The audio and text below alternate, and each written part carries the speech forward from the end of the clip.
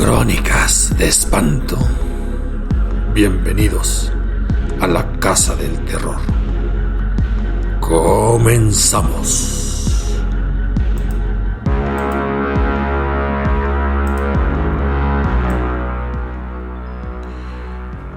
Muchos nombres ha tenido la actual capital del estado de Tabasco.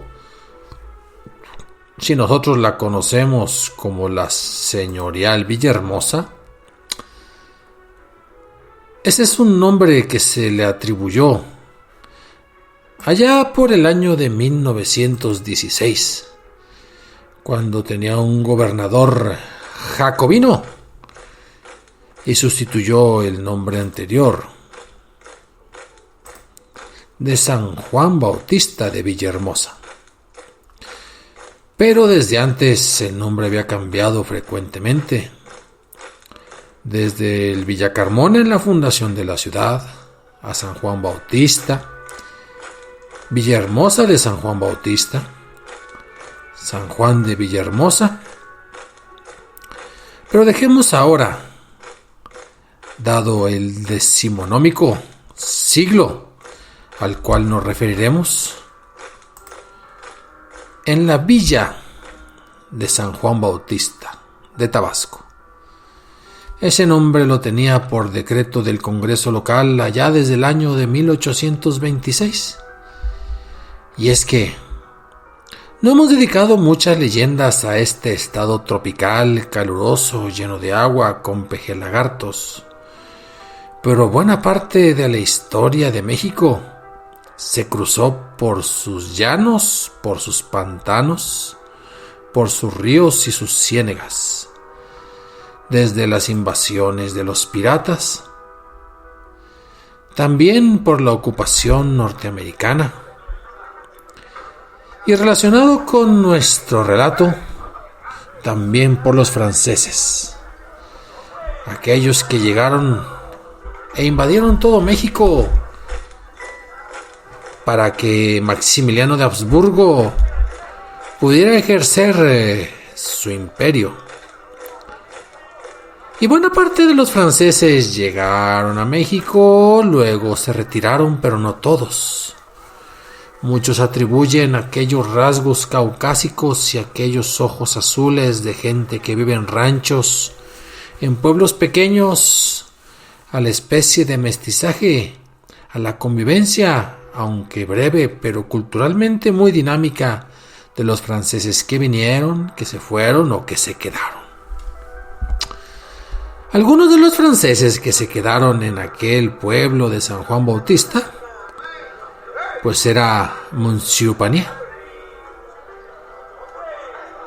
el cual tenía una hija, dicen que muy hermosa, de nombre Josefina Panier. Y es que en la segunda mitad del siglo XIX las huellas de esta familia pareciera como que se olvidaron. Pero una tumba con el nombre de la Josefina Panier, la jovencita, nos denota que allí estuvieron y allí vivieron. Esa tumba está a unos pasos de la capilla, casi a la mitad del camposanto. Tumba muy vieja, que tiene unos capiteles dóricos delgaditos, coronada con enormes floreros. Una reja ya muy oxidada delimita esta tumba. En la lápida está la figura de una paloma, así en pleno vuelo. Esta tumba abandonada es la referencia de la leyenda de una jovencita víctima, propia o ajena, de un amor prohibido. Pero vayamos al relato. Pasada esa intervención francesa, restaurada la República, don Francisco Panier, francés al fin de cuenta, viudo en 2 ocasiones, se casó con la señora Nicolasa Medina. Esta Nicolasa era de ahí, de Guadalupe, de frontera Tabasco. y dicen que se casaron allí en la iglesia de Esquípulas, que los casó don Manuel Gil. Y Josefina Panié es reconocida como hija legítima. Por ahí se dice que a lo mejor no lo era, pero fue reconocida o adoptada. Y creció con las mejores condiciones posibles mismas que le proporcionaba el padre, que estaba muy bien acomodado económicamente hablando. Josefina creció, se relacionó socialmente con las personas propias con las que tenía que relacionarse. A muchos se les olvidó que era una hija, vamos a decirlo así, ilegítima y después adoptada. Pero una niña cándida, una niña alegre, una niña de la cual se hablaba bien. Tenía muchos pretendientes, desde que hasta 15. Y de herencia que le iba a otorgar su padre 15,000 pesos, una fortuna en aquella época. Y entonces ella entró al Instituto Melchor Ocampo, una escuela para señoritas. Fueron y la presentaron ahí con doña Mariquita. Mire, doña Mariquita, aquí le traigo a mi hija Josefina. Muy bien, don Francisco.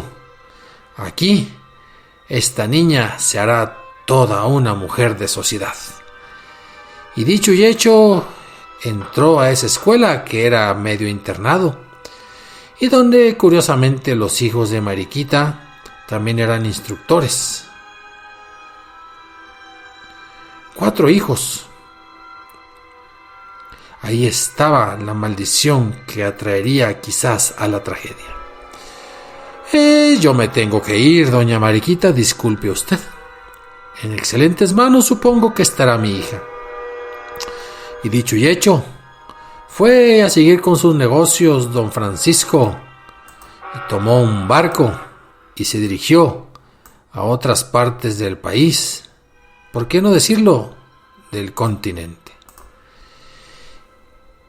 Y mientras Josefina conocía el lugar, se relacionaba con las otras señoritas y veía que quizás ahí tendría futuro. El hijo menor de la encargada de la escuela se llamaba Armando. Y Armando quedó prendado de amor de Josefina. Y recuerden que los hijos de Mariquita eran maestros, eran instructores.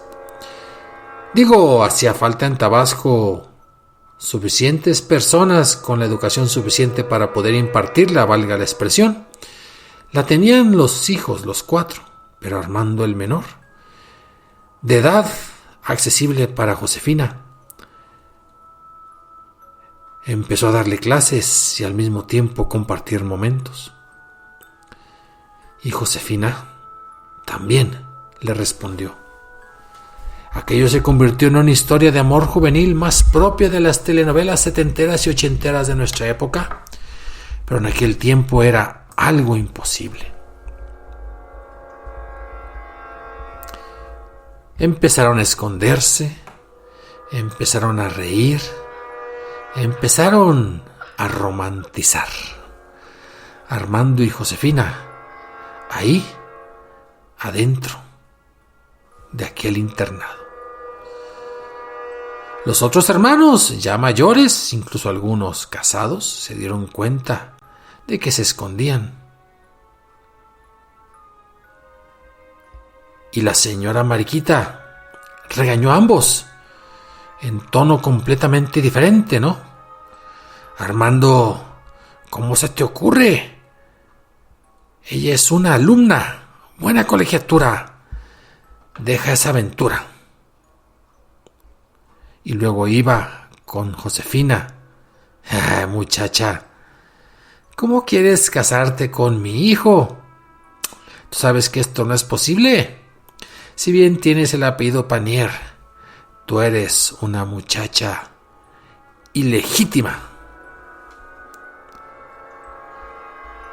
¿Era mala Mariquita al comentar eso? Parece que no. Dicen que tenía obras de caridad y que ante las personas de sociedad era una mujer bien reputada. Pero en su mente, para su hijo, estaba otra. Estaba la señorita Ángela, que tenía numerosas propiedades y de apellido Pairo. Por lo tanto, la chica Panier era más bien un obstáculo para la escala social de su hijo. ¿Y qué pasó? Que quizás la voluntad de Mariquita era diferente a la de Armando y de Josefina.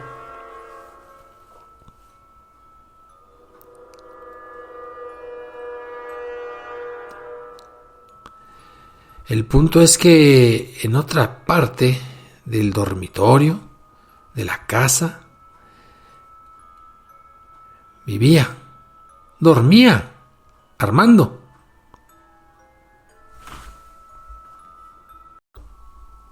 Dado que la suerte estaba echada, Josefina se veía sin futuro al no estar con el amor de su vida. Y parece que platicando con Armando sabía que él tenía una pequeña pistola ahí en el cuarto donde él descansaba.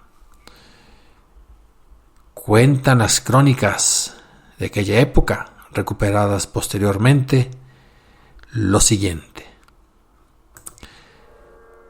Entre las 10 y 11 de la mañana, después de vestirse con esmero y coquetería, con su primoroso y lindo traje blanco y con adornos del mismo color, de haberse calzado con preciosas zapatillas de raso blanco, de arreglar con esmero en bucles esos cabellos castaños, Josefina estaba deslumbrante de belleza, estaba hermosa. Burlando miradas, Josefina se escurrió a lo largo de toda aquella instalación. Fue al dormitorio de varones. Se detuvo ante el lecho de su amado. Obviamente la cama estaba sola, el cuarto vacío. Tocó aquellas sábanas, lo arregló con todo esmero. Supuestamente se arrodilló y rezó fervorosamente, levantándose serena pero algo pálida. Juntó las manos, miró al cielo, al tiempo que un par de lágrimas rodaron por sus blancas mejillas. Abrió el cajón, encontró el arma homicida, el revólver de su amante. Sustrayéndolo del mueblecito en que lo guardaba, regresó a su dormitorio. En esa hora, todas estaban ocupadas en otras actividades. Al regresar a su dormitorio se acostó, y en ese momento lo que escuchó todo mundo en las inmediaciones fue un disparo. Pero para muchos el eco hizo que se repitiera. La gente dijo: ¿qué hay? ¿Qué pasa? ¿Qué ocurre? Todos corrieron hacia el cuarto donde dormía Josefina. Incluso el mismo Armando, quién sabe dónde estaba, se corrió el rumor. Josefina se suicidó. Josefina ha muerto. Incluso cuando llega Armando y la encuentra en ese lecho con la cabeza ensangrentada, dice: Josefina, ¿qué has hecho? Y es que aquella joven de 16 años y medio, huérfana de padre y madre, adoptada por el señor Francisco Panier, así la encontraron en ese aposento contiguo al Colegio María, ahí por la calle de Iturbide, donde vivía como alumna interna. Y dicho por las crónicas de la época, declarada muerta pasada las 11 de la mañana, a causa de la herida de proyectil de un tiro de revólver. Pero la gente no estaba segura. porque a las lágrimas de Armando y a las lágrimas de las amigas ya se corrió el rumor de que Mariquita no la quería, que no le gustaba como no era, de que no fue ella que se suicidó, de que quizás doña Mariquita la había ejecutado. Se diluyó el impacto, tardó. Algunos de los hermanos de aquella familia, de los Correa Zapata, se fueron a ocupar puestos de maestros a la Ciudad de México. Y quedó ahí la leyenda de Josefina y la muerte por un amor imposible. ¿Esto es la realidad? Parece ser. El punto es que si uno camina por esas calles que quizás ya no recuerdan aquel incidente porque los mismos edificios han sido destruidos o modificados, pueda sentir a esas horas de la mañana la presencia de una mujer que llora al quitársele el mayor deseo que puede tener un ser humano en esta vida. O escuche las lágrimas también de Armando. ¿Qué digo las lágrimas? El llanto, las exclamaciones. Y uno va al panteón y encuentra la tumba de Josefina y puede imaginarse que una niña marcada por el destino, por una maldita orfandad, no podía aspirar a una vida feliz y producto de eso, quitarse la vida. Pero dicen que el fantasma de Josefina a veces ronda en las altas horas de la noche y, ¿por qué no?, cuando el panteón está solo, también en altas horas de la mañana. Esto fue Crónicas de Espanto. ¡Feliz Año Nuevo a todos! Ya saben, nos vemos la próxima semana.